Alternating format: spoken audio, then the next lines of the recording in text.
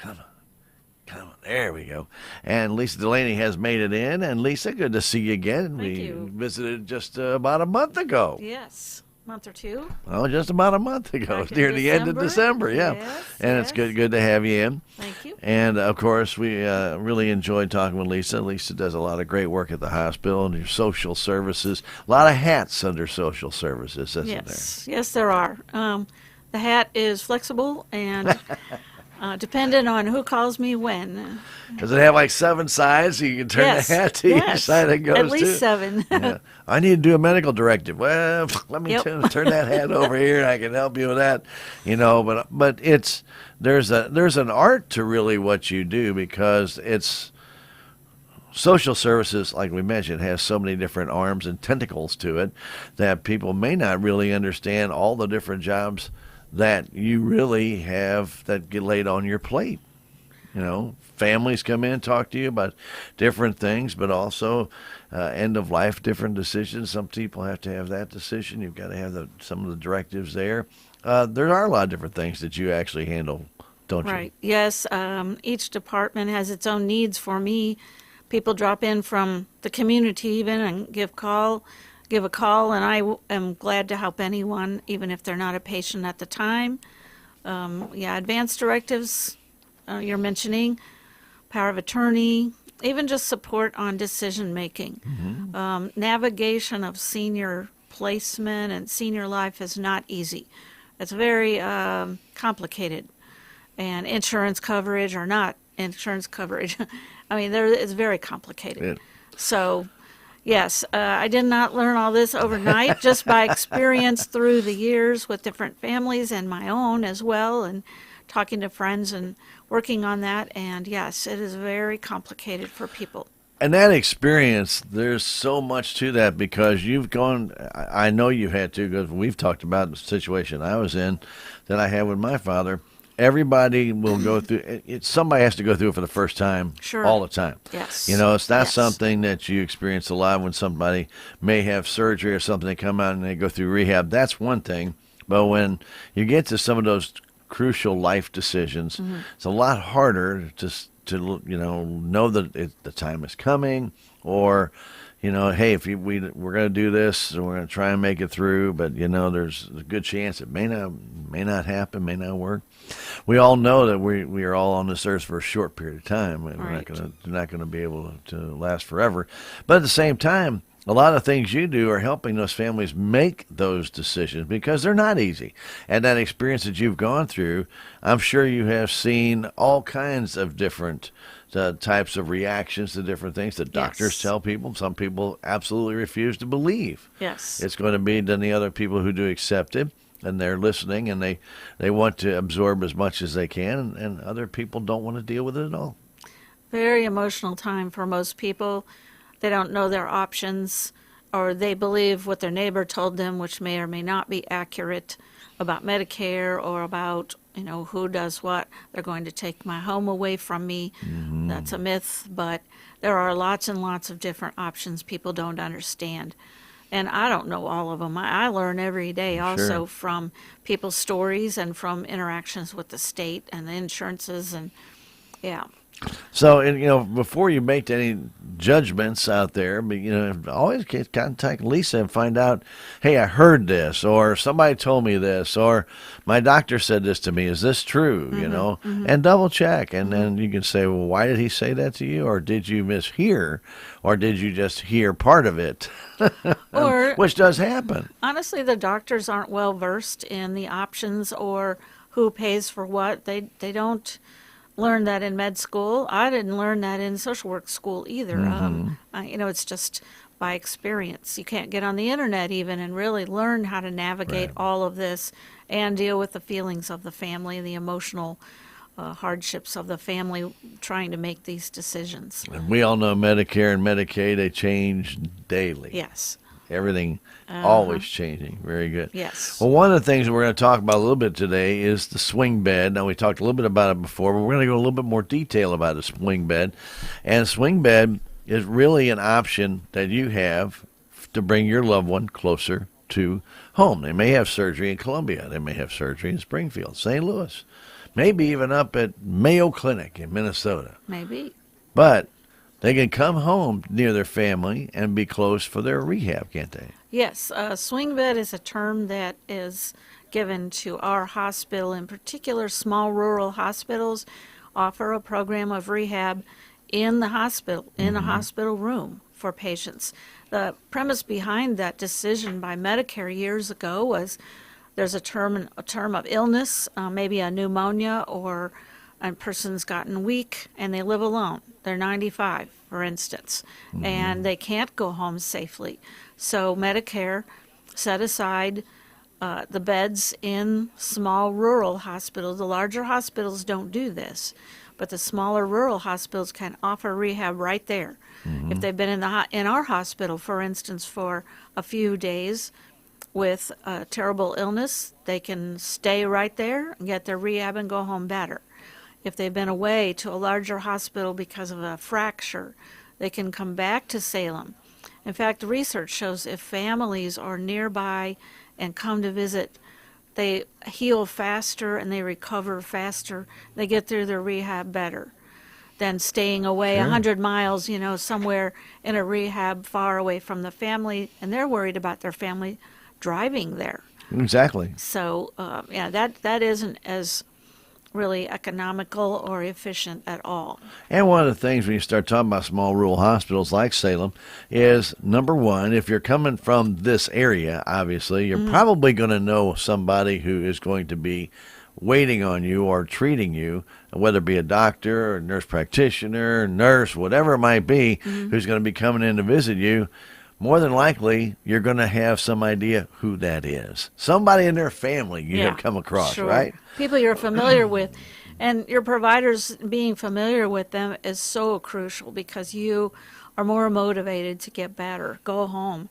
Plus, you have the visits from friends in the community, church Sure. members. And it's a wonderful Medicare program.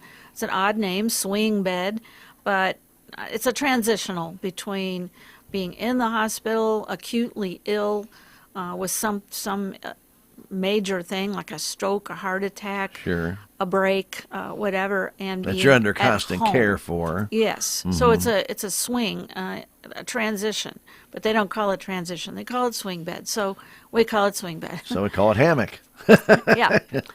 Yeah. So and nursing homes, nearly all nursing homes also offer a program like this. It's the same Medicare money, the same pay source, the same service exactly, 5 days a week, pretty intensive therapy.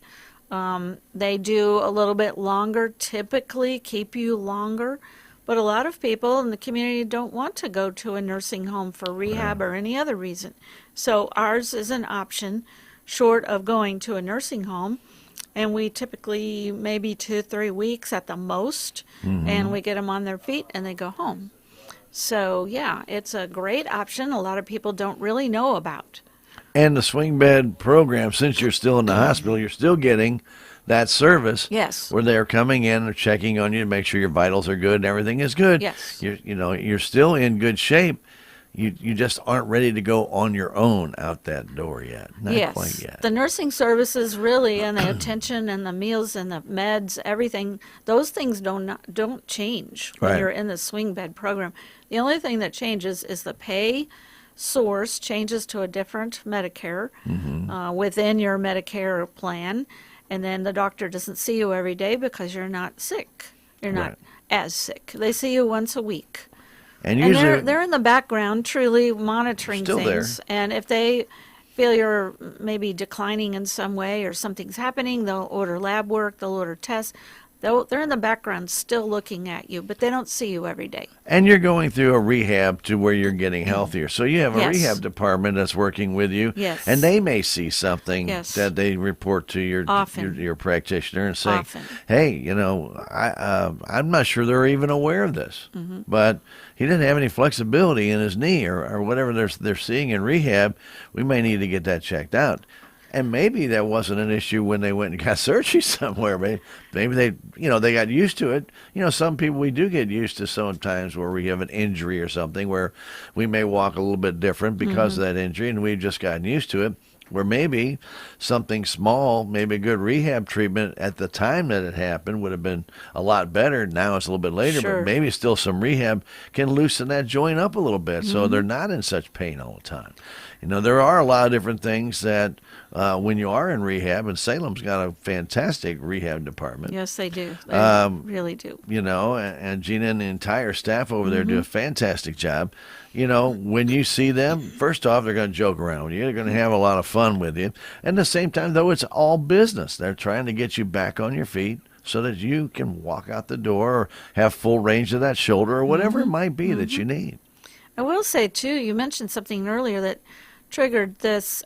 If you know you're getting a new hip and it's scheduled for a date in the future, or a new knee or a new shoulder or anything, or if you've had a fracture and you've fallen and you've had a broken hip and you have to go away, all you need to do is tell the other hospital where you go to, I want to go back to Salem to the swing bed for my rehab. It is the patient's choice, the patient and the patient's family's choice, where they go for their rehab. The other hospital doesn't have the right to tell them or dictate where they do their rehab. Most of them just don't tell you that you can do that.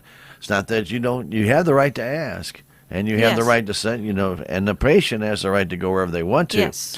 But a lot of times they'll just say, "Are you ready for rehab?" And this happened to my father in St. Louis, and they give you 4 options, and none of them are going to be Salem. Right. Because they, in the city, they're not thinking about Salem, but they're also not thinking about the fact that being closer to family is more optimal for the healing and the recovery of the patient. And patients are sick and they're under anesthesia, or they're altered and they're not able to think of that. And so a lot of times our patients go to St. Louis and they kind of get lost in the system because they don't know that they can come home here and get the same rehab they would get anywhere. Even maybe a shorter period of time with excellent staff, get on their feet sooner. And in all honesty, and I watched it happen, sometimes they get them into a place for rehab, and they continue to try and find things wrong. Or they'll try and do something to keep them there to get more money and try and milk the system. And unfortunately, I know my late father got put in one of these situations where I had to go up there and tell him he's checking out today. There's nothing wrong with him. And they kept trying, his mental capacity has been diminished and he's lost and his directionality has been challenged. And I said, I don't think so. But what they're doing, they're asking him questions that when my dad was 94 at the time, they were senseless. He didn't find them necessary. And I kept telling him, I said, ask him a question that he thinks he needs to answer. When you ask him, I'm going to give you 10 animals, you need to tell me 7 of them back. He's like, why? Because we have to check and see if you're mentally able to leave this location. And so they give him 10 animals, and he can't remember. I mean, he's like, not relevant. It relevant. kind of irritated him more than anything else. Sure. And then they put down that he was not capable of leaving because he didn't have enough memory function. I thought, are you crazy?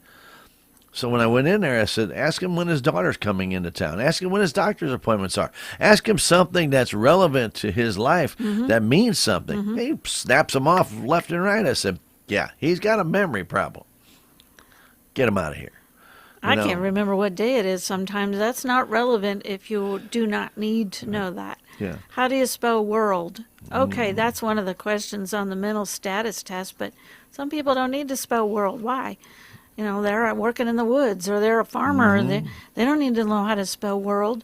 Not relevant to their mental capacity. Exactly. And you have to then change that exam to what they know that's important to them. Because then you find out just how capable they are of actually living on their own.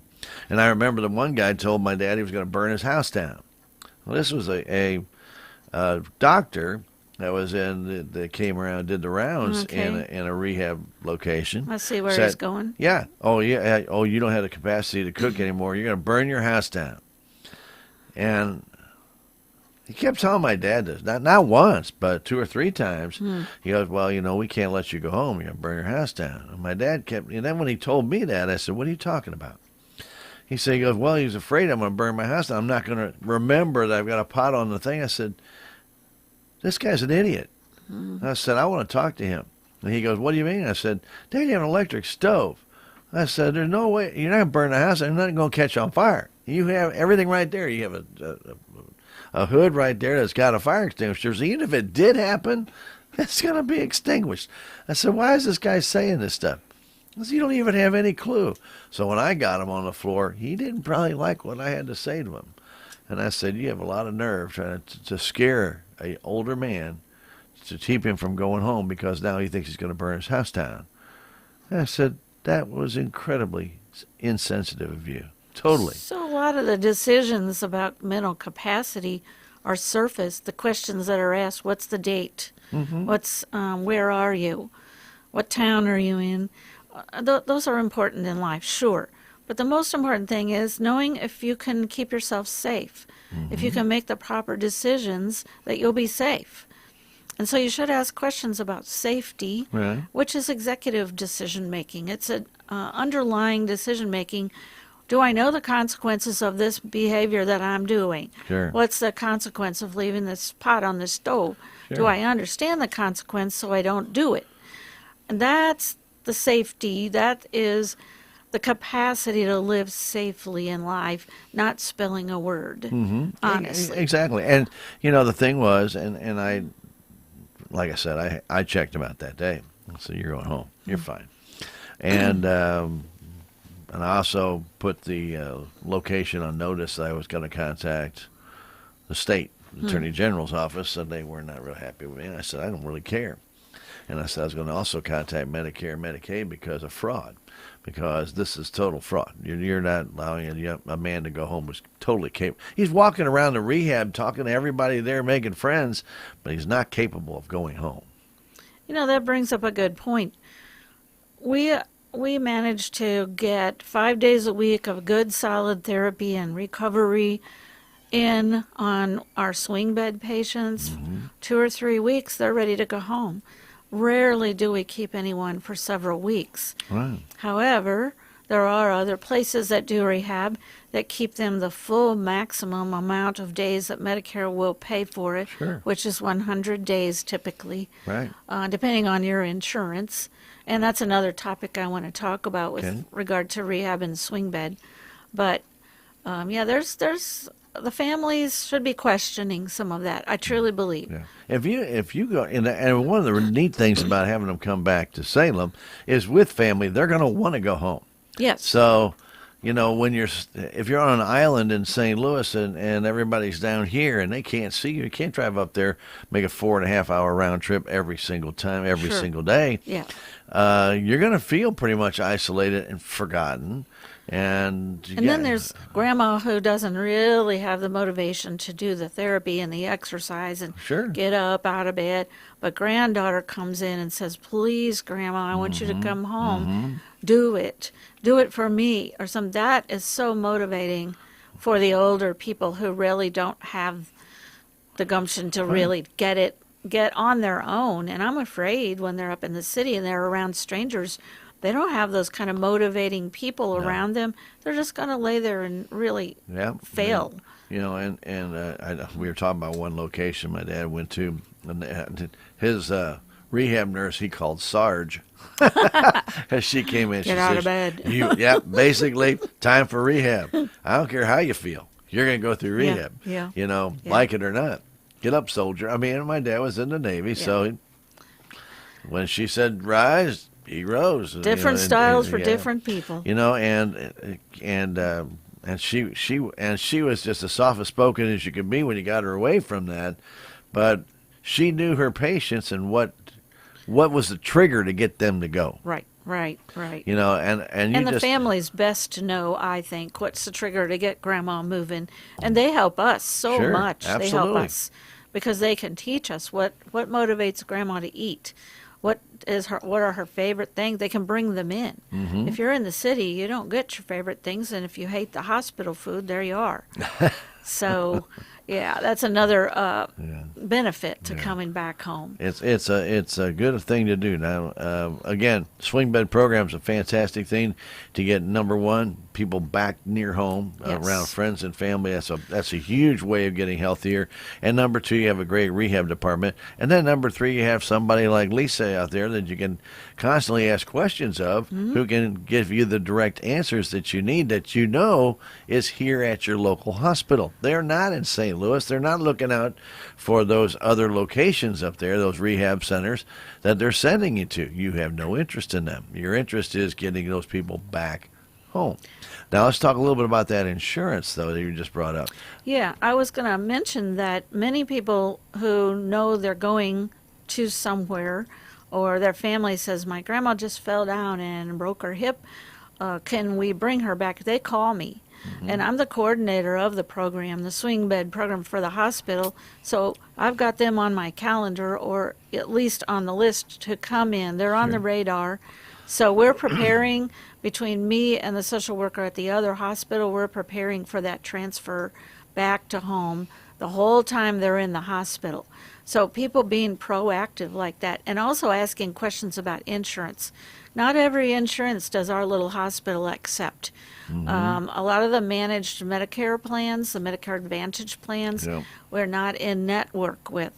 So people call ahead. They talk to me and they say, what can I do? My grandma has Humana Medicare. Well, we don't happen to be in network with Humana.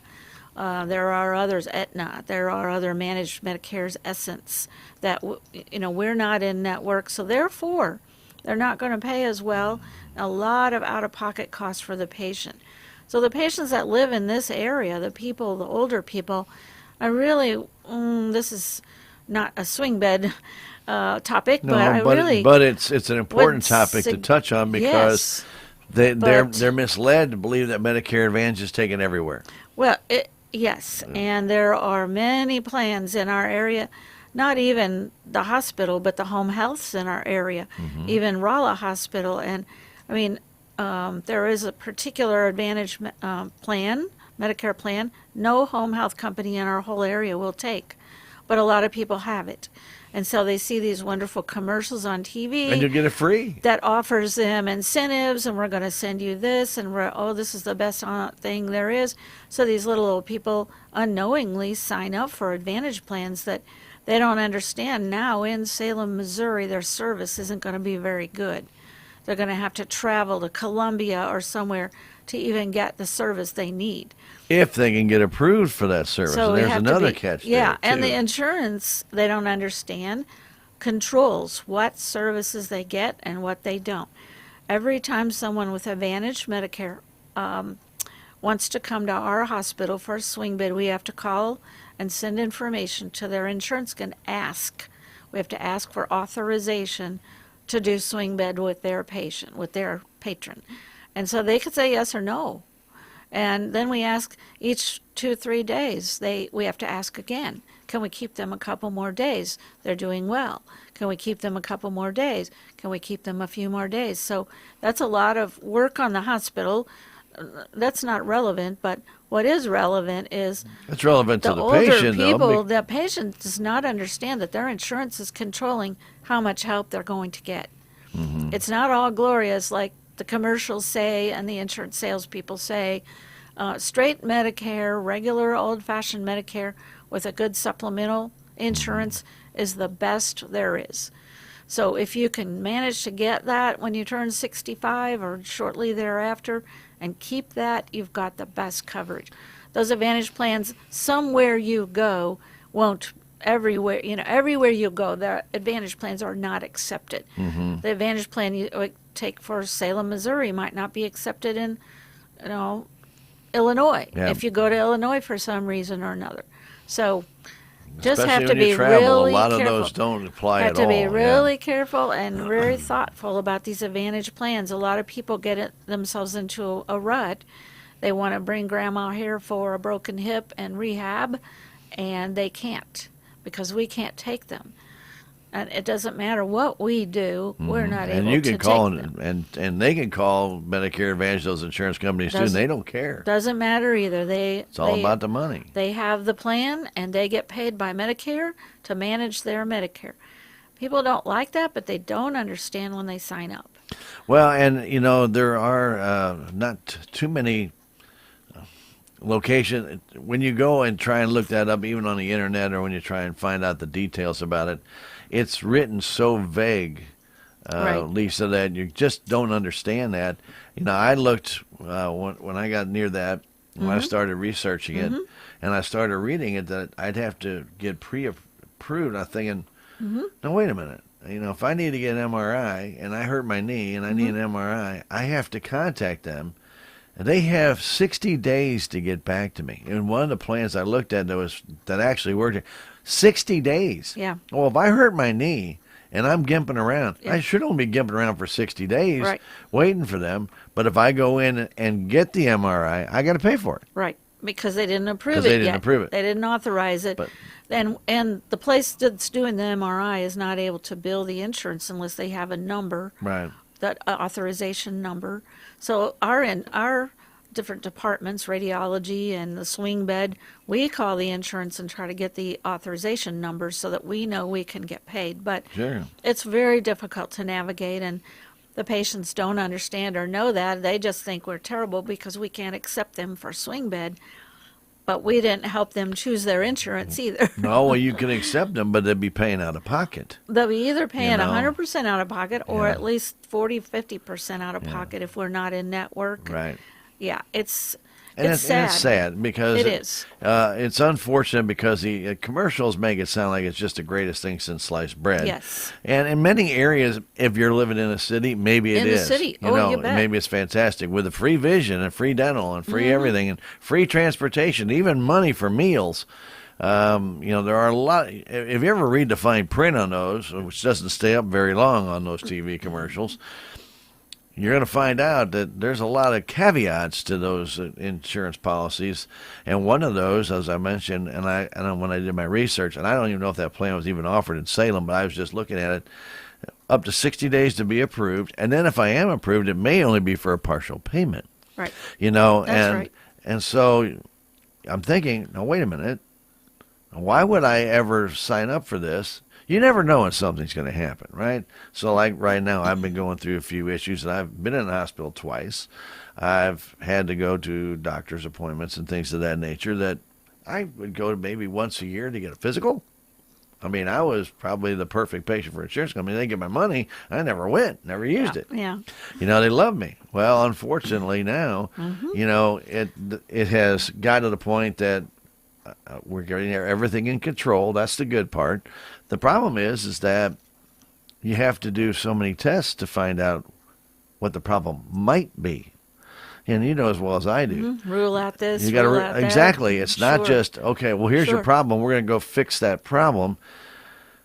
Well, they looked at that problem. That wasn't it. They look at this one. That was not it. And they try this and try this and try this, and it's not it. And I'm not knocking the hospital. That's what you have to do. Right. It could be one of a million things, and the different types of tests you have to go through. Okay, let's find out. Let's rule everything out before we, just give up and just say, well, it must be this, and give Or me give and you give a me a pill, prescription for and it's something. wrong. Yeah, Oh, sure, that's not sure. going to work. But if you have managed Medicare, they're pretty much telling the hospital how it goes. First, you have to have an x-ray. Yeah. If the x-ray didn't clearly show something, you may get the CT approved, CT scan. Oh, the CT scan didn't show any kind of definitive anything, but there's a possibility, there's a shadow on there or something. So now you can get the MRI approved. So that is all navigating the Medicare world and the insurance world that Right. the consumer really doesn't understand. I want to come in here and get an MRI. Oh, I'm sorry, your insurance won't approve it. You have to go through the x-ray, then you have to go through the CT, then you might get an MRI. So, yeah, it's a difficult world, but with regard to swing bed, there are lots of rules around that. And if you want to call me, I'm not an insurance expert at all. I work with a gentleman named Steve Lake. He mostly does our insurance work, and he's a nurse, but he and I together can help anyone really clearly understand and navigate that. Right. And we'd love to have you for swing bed for rehab Sure. and therapy. But also, you want to make sure people are covered properly. Yes. Even if they have to be admitted to the hospital, you want to make sure that's all being covered too, because Yes. a lot of times There are some restrictions, like you can't have this kind of test if you're in the hospital, so you have to be discharged. And so then you get the test. And then you get the test Yeah. because it's an outpatient test. And then if they find something wrong, they readmit you in the hospital for a different reason. Because you really, in Missouri Hospital Association, and I remember this from a few years back, they hated readmissions for the same reason. They still do. And I understand that. If you're not finding the problem, how are you treating the problem? Well, I know when I went to the hospital, I had two different things. One was chest pain. The other one was dizziness. Well, that's the same thing. It could be something in the brain. It could be something in the thyroid. It could be something in the heart. It could be kidneys. Well, I don't have any clue. But you go in the emergency room, but you can't expect the doctor to know, oh, well, it must be this right here. Let's just work on it. They have to do all those different tests. They have to check the blood. They have to check everything just to see if there's something obvious. And then, now, well, all that's coming back normal. What's not right? So now there's only like 500 other things that could be going wrong. So we start eliminating them one by one by one. And I give a lot of credit. I have never known what people have to go through to get this done. I had never had to do this before. So it's a first one. Well, I know, but at least you don't understand what I'm trying to say. Everybody that goes through this first time, like, why can't they find something? Why can't they? You don't want them to really find anything, but you want them to find something so you don't have to keep doing this. Right. It's okay, and that's what I want to get out there. There's a reason why this has to go like this. You do have to eliminate the possibilities of things going wrong. Your kidney's shutting down. Maybe you've got enzymes in your liver that aren't right. Don't know. And it can affect every single person differently. That's the hardest part. It's not a one-size-fits-all. Wouldn't that be great? It would be. Moving back into swing bed, though, there are some criteria that you have to have before you can actually get into a program like that, or rehab. You have to be in the hospital for 3 nights for an illness or an event Injury. like a stroke or something like that. 2 nights doesn't get it. If you're in the hospital in observation, that doesn't count. Right. So you have to be careful about that. 3 nights. A 3-night illness, Medicare determines then you must be weak and sick enough to need rehab if you've been there 3 nights. That's their reasoning behind that, and that's logical. If you just drop in for an overnight, and they're not going to pay for 100 days of rehab because you're probably not that sick. Right. So, but if you had a shoulder replaced or something or a hip replaced, you're not going to be out there running a marathon in 2 days. There's no doubt about that. And one of the other things nowadays, you get a hip replaced, you might go home the next day. Mm-hmm. So you don't get rehab because you didn't stay 3 nights. And that's because insurance companies are trying to avoid that. Correct. So I really want the patients out there, the consumers, to know if you want to have rehab in some facility or someplace like us or a nursing facility, you have to be there 3 nights. Try to negotiate that with your surgeon somehow. A lot of it's insurance driven though, and they've shortened and shortened and shortened. How long do you stay after you have a baby? It used to be a week and now it's a day, maybe. Same with hip replacements, knee replacements, all those things. So but that's not really safe to send somebody home after, because there's complications that can show up within 24 to 48 hours. Especially an older person who lives alone. Those are some social considerations, but does insurance look at those things? Typically, it's a medical thing. Oh, you had a clean incision, there's no issues, there's no infection, no problems at all, you can go home the next day. That's all we're paying the hospital for. So you can get yourself in a wad if you expect rehab and you don't stay 3 overnights.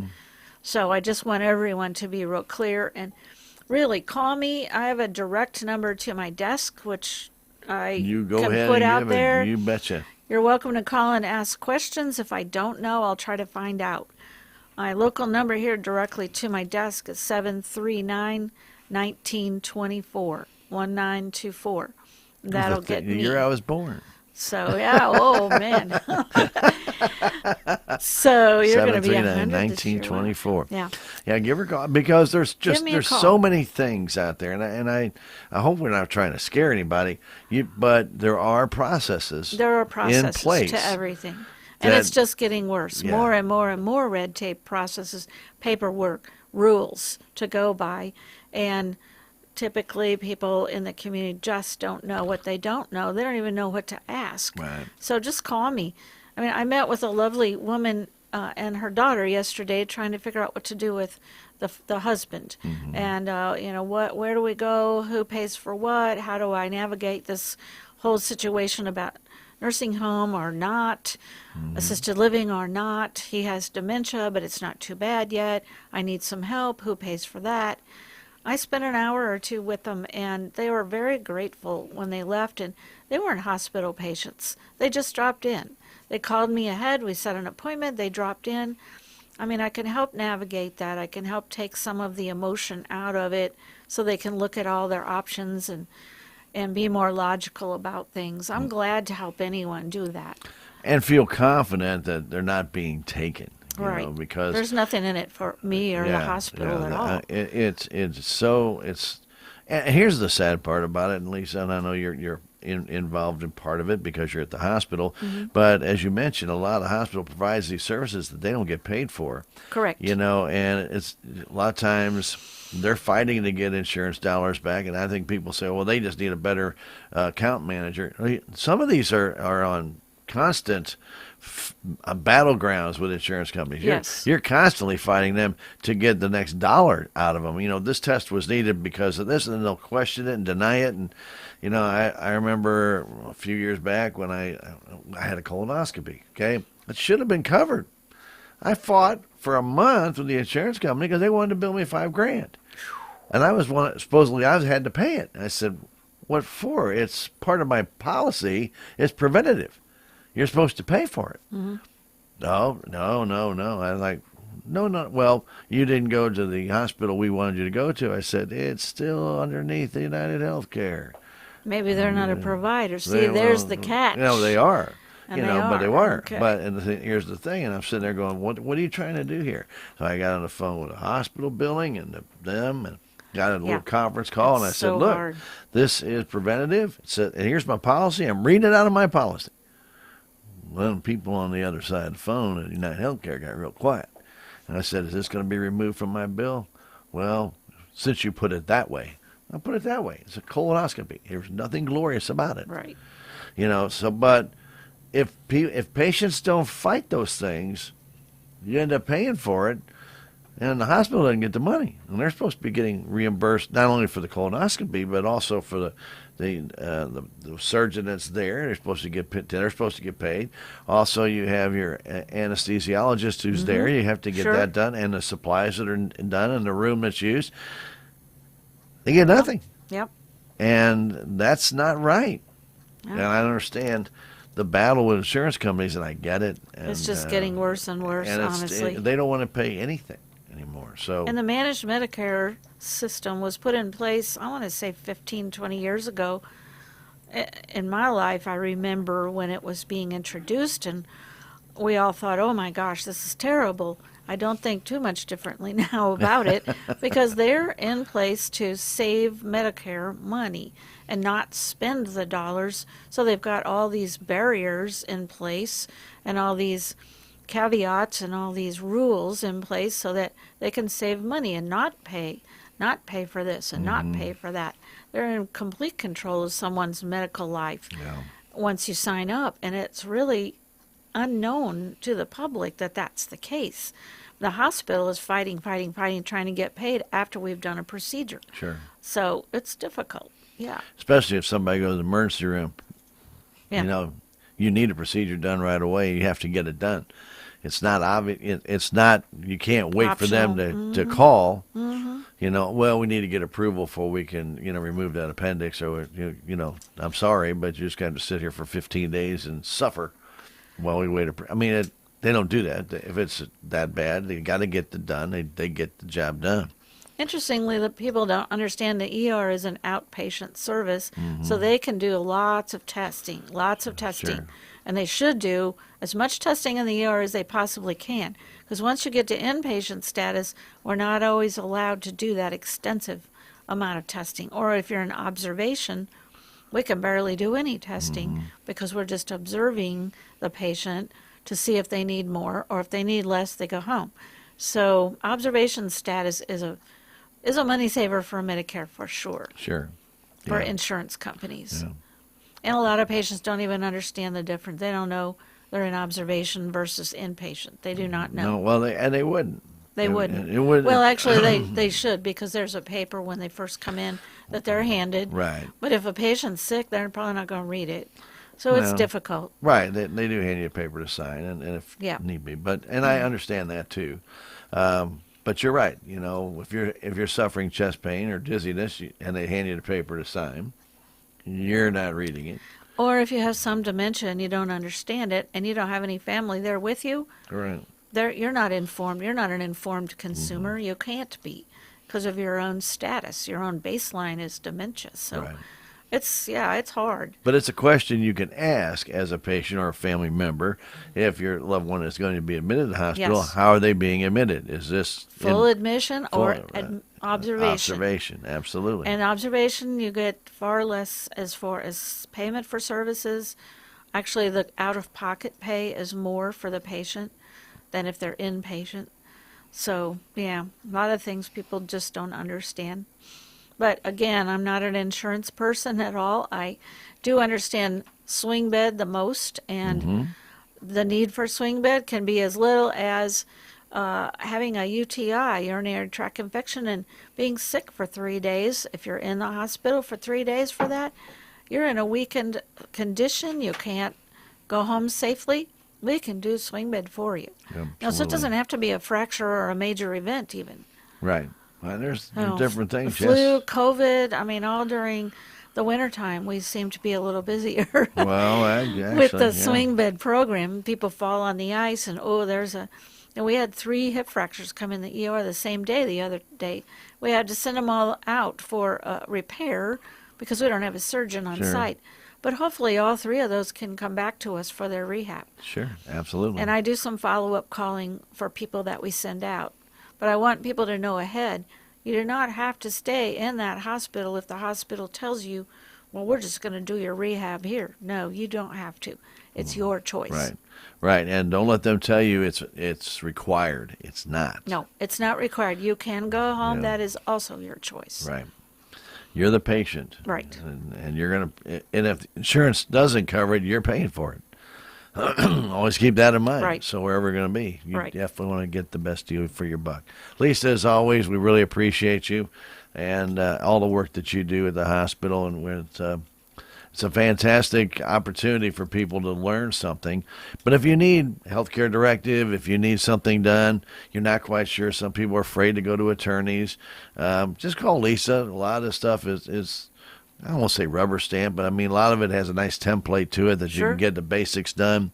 She can help you walk through that. Or even if you are going to go see an attorney, if you got a question or two, like, hey, what should I ask? You know, Sure. call her, and she'll be more than happy to help you out and give you the right direction. 739-1924. Correct. You don't forget the year you're born. That's when my dad was born that year.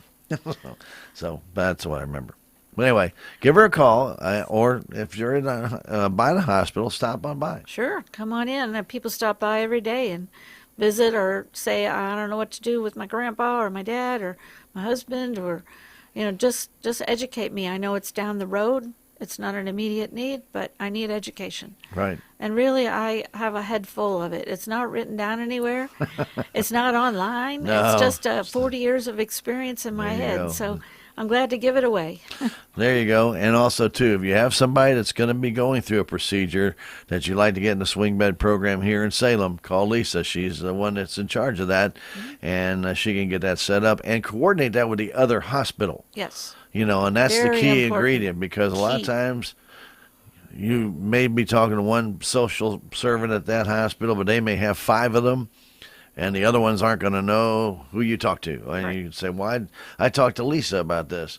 Well, you talk to Lisa here.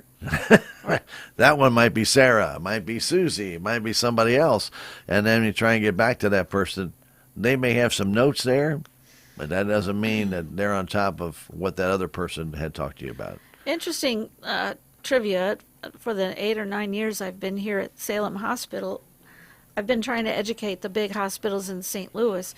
If you look at a patient's chart and they're from Salem, Missouri, or anywhere close by, call me and I will help them get back here to rehab. You and I can coordinate, in other words, the other social worker. And I've got them pretty well trained in Missouri Baptist, SMOBAP, Barnes. Even Mercy is beginning to get on board, not as much. But they're doing pretty well after all these years to look at the address and then contact me and say, I have a gentleman from Salem. Would you want to take him back there? So they're not trying as hard to keep them in St. Louis as they used to. But it's been years and years and years of training for them to understand that it's optimal for the patient to come home. And if you're not there to continue to remind them, All right. you know, out of sight, out of mind. Yep. Yeah, kind of that way. So, and that's a great thing. And if you have questions, again, call here, talk to Lisa. Yeah, and you can talk to the social servant at that different hospital too, and just say, "Hey, look, I'm from Salem. Right. I really don't want to be driving up 2.5 hours to this hospital to visit my parents all the time, or my father or my grandfather, whatever it is. Is there a way we can get them down to Salem?"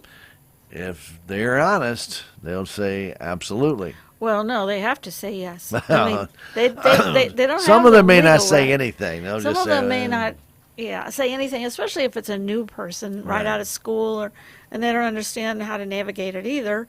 But it's as simple as them calling me, and then we get the paperwork arranged, and it happens. Yeah.